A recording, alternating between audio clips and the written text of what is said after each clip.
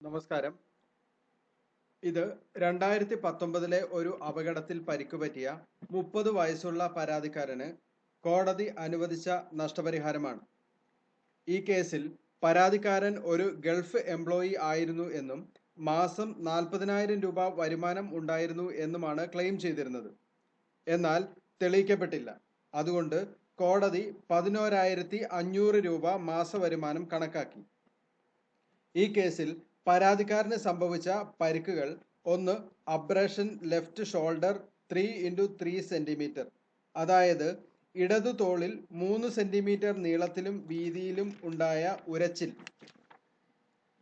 Abrasion 1x1 centimetre left little finger, അതായത് ഇടത് കൈയിലെ ചെറുവിരലിൽ 1 സെന്റിമീറ്റർ വലുപ്പത്തിലുള്ള ഉരച്ചിൽ.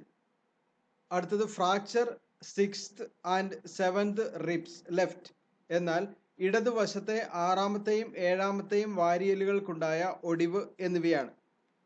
ഈ കേസിൽ പരാതിക്കാരൻ ഡിസബിലിറ്റി സർട്ടിഫിക്കറ്റ് ഒന്നും കോടതിയിൽ ഹാജരാക്കിയില്ല. അതുകൊണ്ട് പരാതിക്കാരൻ്റെ പരിക്കിൻ്റെ കാഠിന്യം കണക്കിലെടുത്ത് കോടതി 6% ഡിസബിലിറ്റി അനുവദിച്ചു. അങ്ങനെ കോടതി അവാർഡ് പാസാക്കി. ഈ അവാർഡ് പ്രകാരം അനുവദിക്കപ്പെട്ട നഷ്ടപരിഹാരം എത്രയാണ് എന്ന് നോക്കാം. ലോസ് ഓഫ് ഏണിങ്സ് 96,000 രൂപ ക്ലെയിം ചെയ്തു. 34,500 രൂപ അനുവദിച്ചു.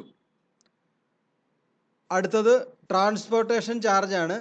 5,000 രൂപ ക്ലെയിം ചെയ്തു. കോടതി 5,000 രൂപ അനുവദിച്ചു. അടുത്തത് എക്സ്ട്രാ നറിഷ്മെൻറ്റ് 5,000 രൂപ ക്ലെയിം ചെയ്തു. കോടതി 5,000 രൂപ അനുവദിച്ചു. അടുത്തത് ഡാമേജ്ഡ് ക്ലോത്തിങ് 2,000 രൂപ ക്ലെയിം ചെയ്തു. കോടതി 1,500 രൂപ അനുവദിച്ചു. അടുത്തത് മെഡിക്കൽ എക്സ്പെൻസസ് 50,000 രൂപ ക്ലെയിം ചെയ്തു.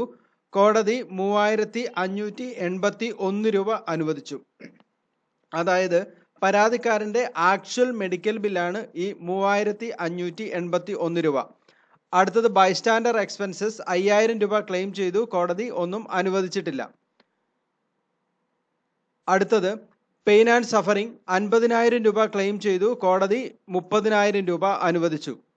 അടുത്തത് compensation for permanent or continuing disability 2,50,000 രൂപ ക്ലെയിം ചെയ്തു. 1,40,760 രൂപ അനുവദിച്ചു.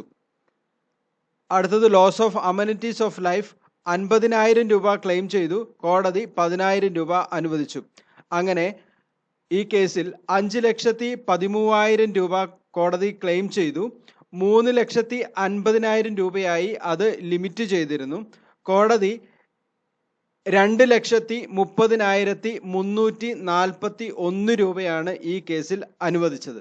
Thank you.